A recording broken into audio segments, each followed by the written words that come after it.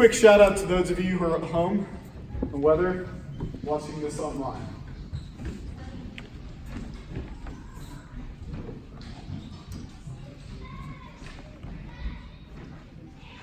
There's an interesting habit that my generation has developed, and you can watch this happen in the store. If you pay close attention to young people shopping for stuff, they'll often come to a point where they whip out their phone and do what? They check Amazon.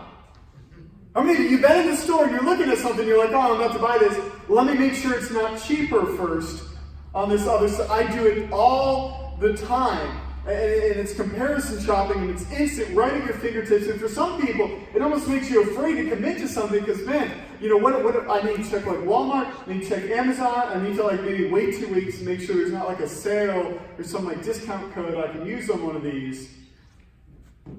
And a lot of people like want to do that with their faith.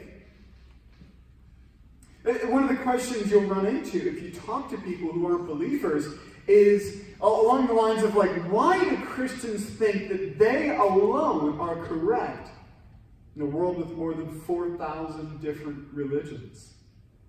So we're going to spend a few weeks here talking about those other religions. You might say, well, I came to a Christian church today. Why are we talking about this? Religious survey classes are one of the most popular classes in every college campus. And we are commanded by God to be ready, 1 Peter 3:15. But in your hearts honor Christ the Lord as holy, always being prepared to make a defense to anyone who asks you for the reason for the hope that is in you. So we just finished a long series on what it looks like to honor God in our lives as holy, and here it translates into specific action, that we are to be prepared. So part of our discipline and our training as Christians is to make us ready so that when somebody asks us, why do you have hope? The word there is make a defense, almost like a lawyer in a courtroom. Now, I'm not saying you got to like bust out a flow chart if you have a workplace conversation with somebody, but you should be ready. How many of you have had to take CPR classes at some point in your work or other training? How many of you have actually, most of you, how many of you actually ever performed CPR on somebody? Okay, actually a few of you have. That's interesting. In my experience, there's a far larger number of people that take the classes than actually ever put it into work. And yet you're not there at the CPR classes saying, oh, this is a waste of time. Because you understand that at some point you could actually save somebody's life by putting into practice what you're learning there. So what we're going to spend time doing is preparing you to do the exact same thing. Understanding the culture around us, you could save someone's soul. So look at this as training and preparation for that.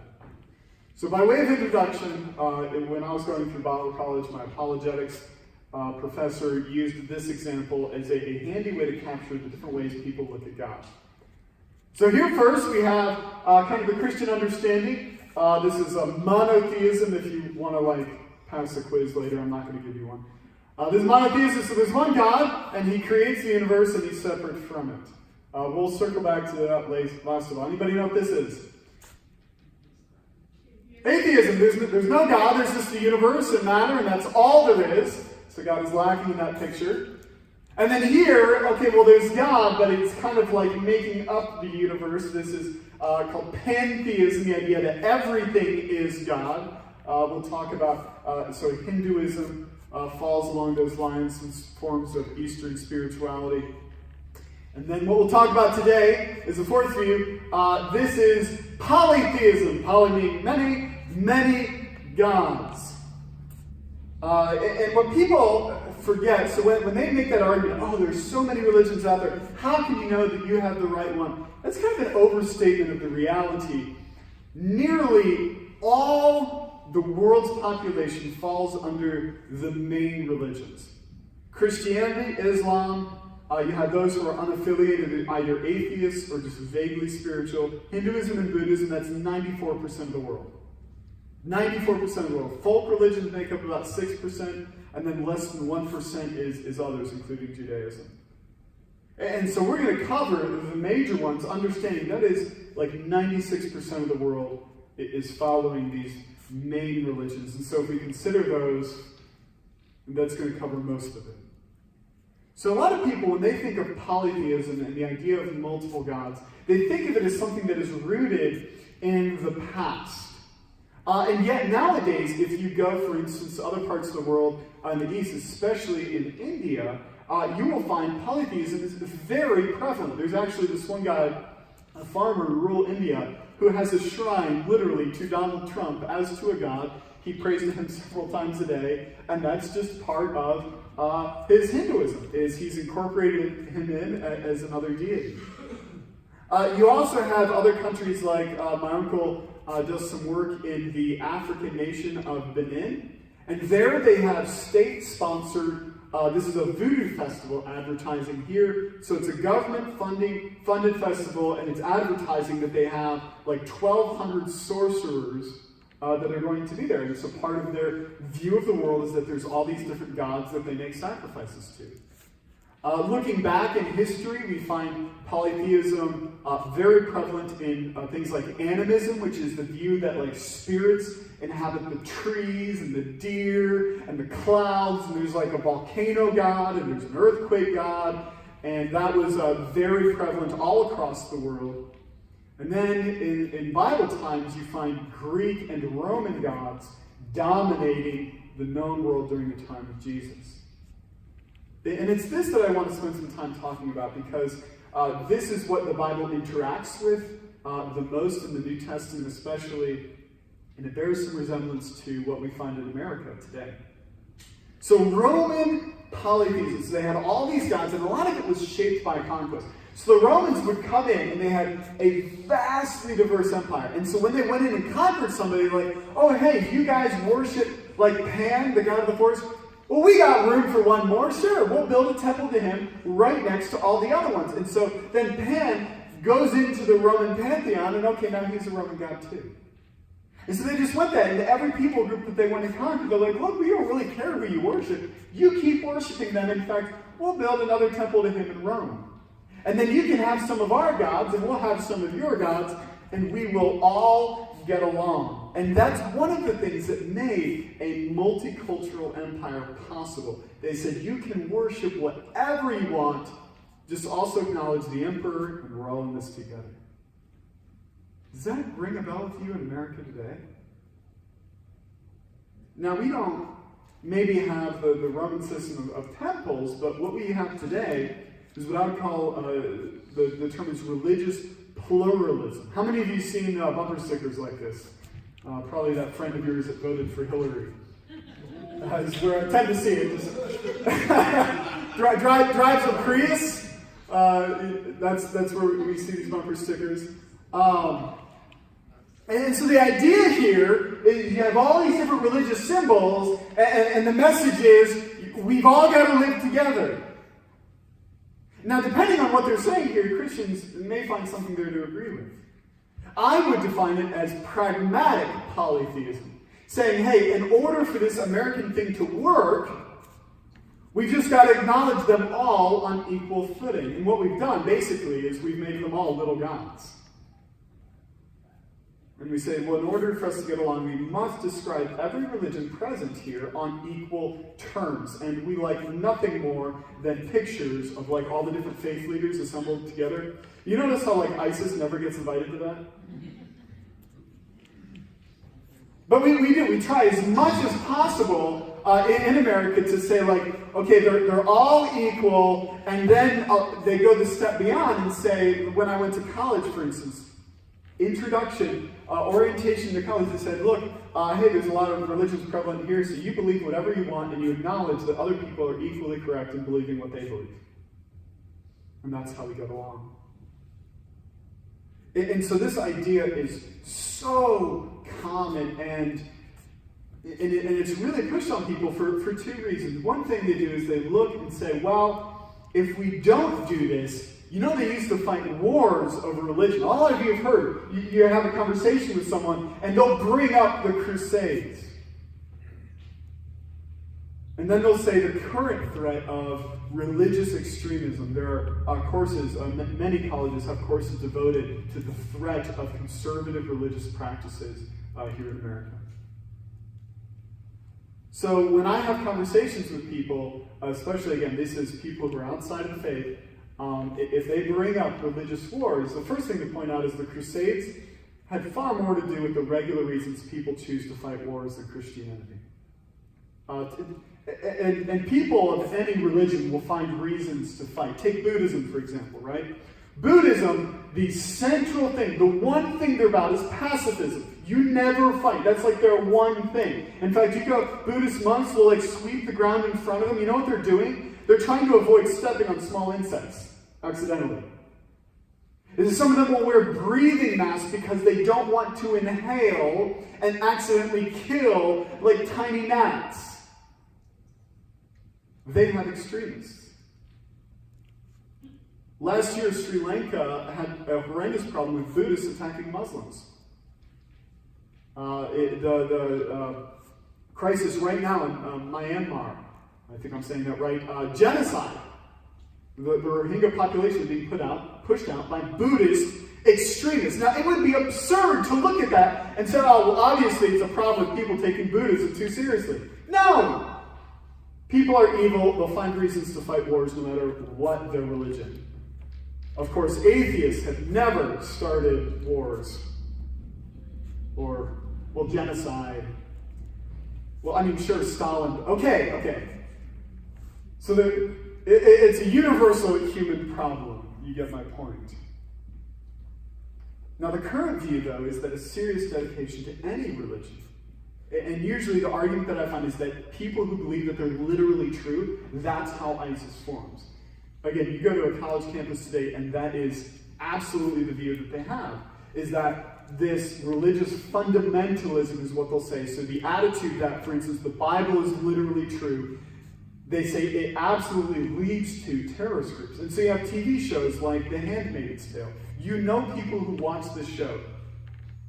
And The Handmaid's Tale, the story at the center of it is an oppressive Christian government that takes the few remaining fertile women in the world and puts them into sexual slavery to produce children.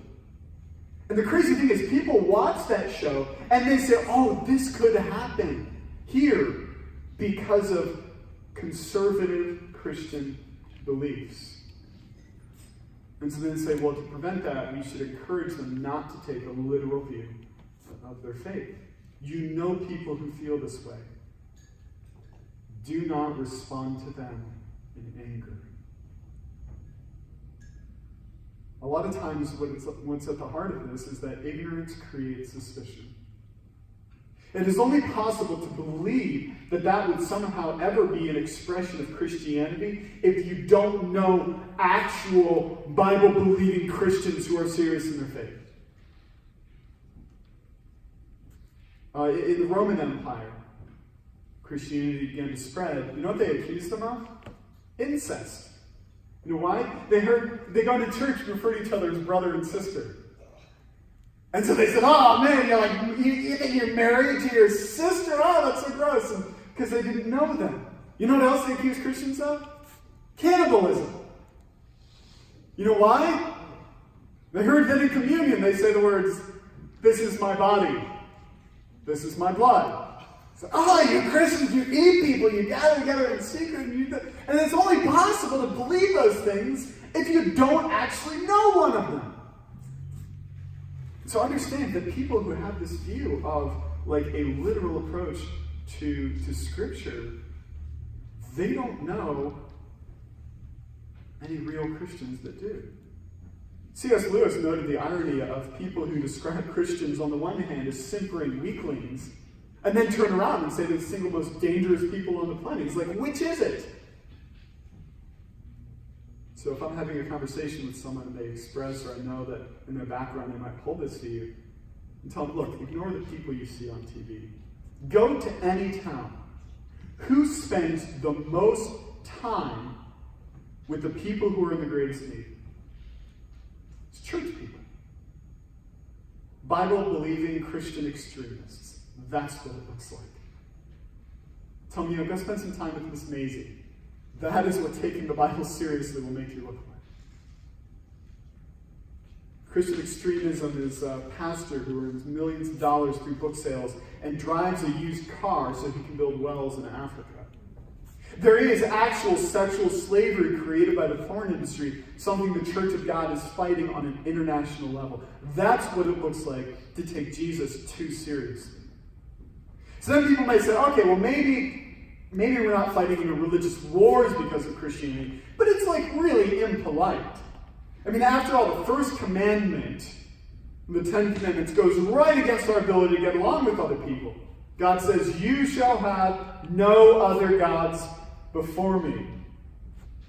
And if you contrast that with the now aging rocker Bono shouting at a concert, Jesus, Jew, Muhammad, all true, leading the crowd in chant. Jesus, Jew, Muhammad, all true. Which one of those sounds more appealing to people who are worn out from division and bickering? Which sounds easier to get along with? Recent Barna survey, people my age, almost half of them agree that it is somewhat wrong to share your faith with someone of a different faith in hope that they will one day believe as you do. So about 50% of people my age view evangelism, something we are told to do, as at least somewhat wrong because we become so sensitive about offending other people or saying that what we believe is actually true for all people everywhere. So in response to that, I would just kind of make the point like, do you know any vegans? Now, a lot of you are like, well, maybe not around here, but if you know a vegan, you know it. There's never any guessing because they talk about it constantly. Do you know anybody who does CrossFit? I guarantee you know if they do, because what do they talk about constantly? CrossFit! That defines who they are. Do you know anybody who is still willing to talk about politics, despite all the division it can cause? Yes, you do. These are just things that people feel strongly about. And a lot of times they're motivated by wanting the best for other people. Vegans talk about veganism because they think other people would benefit from it. CrossFitters talk about CrossFit because they think other people should do CrossFit. They would benefit from it as well. And it's not motivated by hatred of other people. If the Bible is true, free forgiveness of sins and right standing with God is to be found in Jesus and in Him alone, how much do I have to hate somebody not to tell them?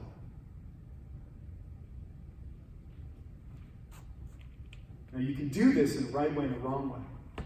Well, as part of that verse, be prepared to make an offense to anyone who asks you for the reason for the hope that is in you, yet do it with gentleness and respect. And he goes on to say, we're going to slander you, so your conduct has to be above reproach, but you've got to approach them with gentleness and respect, even as you disagree with them.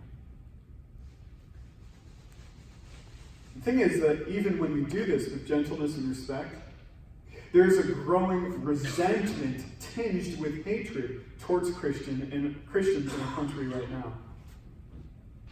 And there's this paradox. We find the same thing in ancient Rome.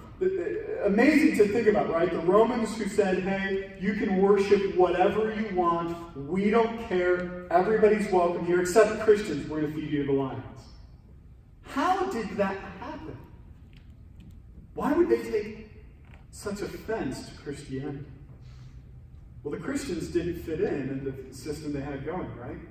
Because the Christians, there was even a proposal at one point to, before it was declared to be an illegal cult, there was a proposal to build, to acknowledge Jesus as one of the many gods represented in Rome.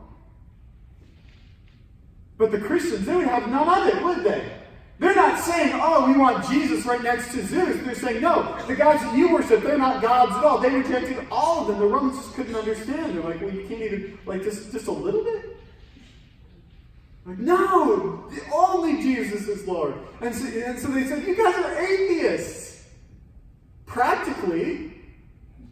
You're saying that all these gods are, you're an atheist. You don't even believe in it. Oh, I don't care. One, you might as well not worship anything. Only one God. And so you find this writing by Pliny the Younger, writing to the Emperor Trajan. I interrogated these as to whether they were Christians. Those who confessed, I interrogated a second and third time, threatening them with punishment.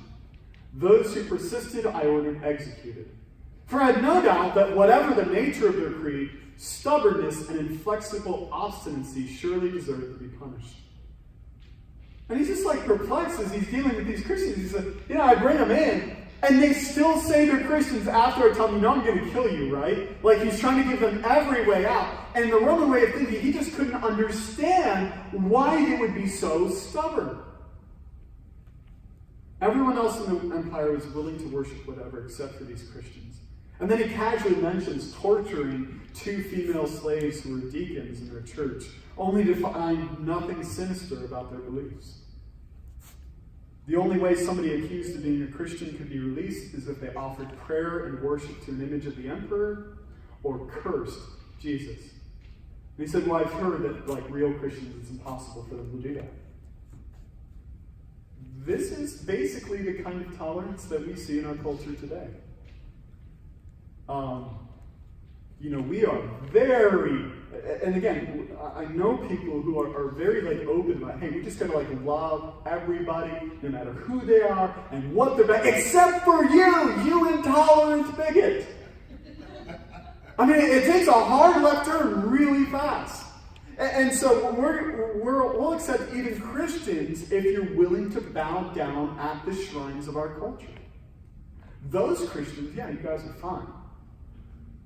All that love and tolerance stuff disappears real quick when you don't. You have people protesting Chick-fil-A, showing up on college campuses. How can you be angry at Chick-fil-A? And you see what the guy's doing there, right? They brought them free food and water, and drinks and stuff while they were protesting them. That again, that's the Christian response. And what they've got wrong is the idea of tolerance. Tolerance is not saying, I will accept you as long as you believe the same as I do. It's not, everybody does that. It's easy for me to love Dallas fans. It's loving Steven that's hard.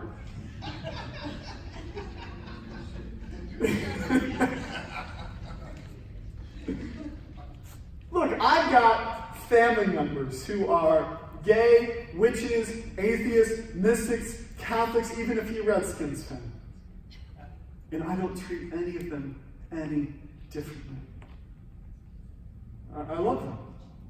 People do not have to be right for you to love them. Also, loving people doesn't make them right.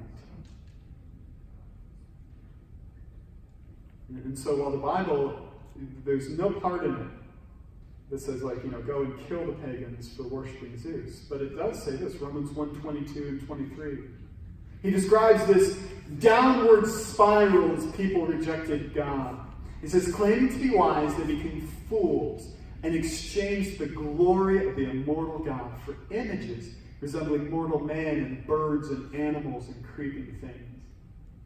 Even in that last part, man and birds, you see this humbling until people are worshiping things that crawl in the dust. The Bible is very clear as far as it stands. There's no God but Yahweh. Why would we say that polytheism isn't true? Again, this is a significant portion of the world that worships, in some way, multiple gods.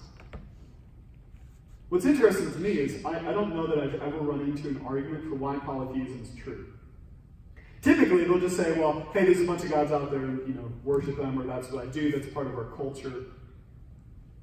There's a huge amount of uncertainty. I want you to just think about it. If there are a bunch of gods out there, and let's say you devote your life to Molech, and you kill your kids with fire so that he'll bring the rains. That was part of the Canaanite worship before the Israelites got there. Right? You kill your kids with fire, offer them to Molech. What if Asherah comes and fights against him and keeps the rains from coming anyways? You could devote your entire life to a particular god, and yet he could be counteracted by another god who's stronger than him, or wants something more than him. Zeus is almost certainly not real. If he is real, he's incredibly weak. He was unable to prevent the destruction of every single one of his temples. And that's what I find ironic, again, among young people right now. There's like this resurgence of interest in old paganism. If those gods exist, what weak, trembling things they have now become. They're not controlling the reins anymore. You look at what these people believe, they only work through vague assurances of better health or love interests. Literally, that old paganism, what they're now redefining it as, has effects no different than supplement pills. They're also, you look at every single one of these systems of belief that look at multiple gods, they are terribly flawed. You look at Zeus, again, for instance. Zeus, like the defining characteristics is he goes around sleeping with everybody, making a bunch of little demigods. You're going to bow down and worship that? Like, it's more clear there than anywhere else that people took and created gods in their own image, and it is not worthy of our worship. And so from the very beginning, now the Jews had the same attitude of, there is only one God. But you have to understand that our beliefs, while we can coexist with other people, meaning I have them as my neighbor and I love them, I'm not like poisoning their animals. We coexist, and yet there is going to be conflict because we can't both be right. Jesus said this, and listen to this because sometimes we long for the opposite. Matthew chapter 10, Jesus says, "Do not think that I've come to bring peace to the earth." Boy, we don't have any Christmas carols about that, do we? Jesus says, don't think that I've come to bring peace to the earth, and he defines what he means here. I have not come to bring peace, but a sword. For I have come to set a man against his father, and a daughter against her mother, and a daughter-in-law against her mother-in-law. And a person's enemies will be those of his own household. Jesus says, look, I'm bringing a sword, but understand this. The sword he's describing is not in the hand of the Christian. It's being used against them, and that is what happened. Christianity spreads, and it splits families. Because you have a couple, and one of them receives the gospel, and the other doesn't. And over again, you find this tension within families where people turn in their sons and daughters. Marriages are ended. And it is not the Christians who are the ones holding the sword. Jesus says you have to understand that an effect of the spread of the gospel will be conflict. So yes, we coexist. But there's still going to be conflict that will happen. He goes on to say this: whoever loves father or mother more than me, understand this division is coming, is not worthy of me. And whoever loves son or daughter more than me is not worthy of me. And whoever does not take his cross and follow me is not worthy of me. Repeatedly says that phrase. Whoever finds his life will lose it. Whoever loses his life for my sake will find it. It says, look, if you can't deal with your parents and your kids and your spouse leaving you because of me, you can't follow me. Now here's what I find fascinating. This is surrounded by people who are pagans, right? Christianity spreads. Zeus made no demands on their life. You want to worship Zeus? Literally, all you had to do was somebody performs the rituals, you have a few festivals, that's it. Zeus did not make moral demands on the lives of Romans. And so we say, well, wow, like how could they then... I mean, Jesus here is making very severe and absolute demands on their lives. And there's a mindset, today, religious pluralism, people who hold to that view demands nothing from them, right? All I do is I acknowledge, oh yeah, all religions are the same, I follow none of them. That's what it looks like. And there's a view within the church that says, oh, we want to make the church more acceptable to those pagans. You know what we do? We make no demands of them. So all you got to do is just show up and come to church and fill our pews. But all of that misses something. It's empty. All those people who view like all religions are the same and they're all equally true, that is a deeply unsatisfying thing to build your life on. I've been there. I've worshipped at all of their shrines and found them lacking. Because God created us with a fundamental need to worship and to sacrifice in devotion of something that is worthy. So all those people that are destroying their bodies for CrossFit, they're trying to find something worthy. All those people pursuing all of those different idols that we worship in our culture are searching for something worthy. And that is why Christianity utterly destroyed paganism. Historian Edward Gibbon wrote, as long as their adoration was successively prostituted to 1,000 deities, it was scarcely possible that their hearts could be susceptible of a very sincere or lively passion for any of them. He says, look, as long as they had 1,000 different gods to worship, they didn't really love any of them. And then the Christians come along, and they say there is only one God, and I've given up everything for him. And there was nothing that could match that in their entire society. We have that opportunity today because they're lacking. There's a void that's been created. We are post-Christian. People have left the churches and they found nothing. What shall we worship? This is what we were made to do. So I pray that God gives you understanding and sound answers that you can give to people, but more than anything, if you exhibit in your life a zeal and a passion to know God, there is nothing else that can even come close. And if people just see that in the life of the church, it suddenly makes everything else that they're bowing down to look so weak and empty. That's my prayer for this church. Let's pray together. God, I pray that even as we are misunderstood, even as we struggle to find that common ground with people who we deeply disagree with, I pray that most of all the gospel would shine through our lives, that it would be evident to everybody that we interact with that there is something different, something worthy and true that you cannot have just by acknowledging Jesus among the other gods. That is to be found in you alone.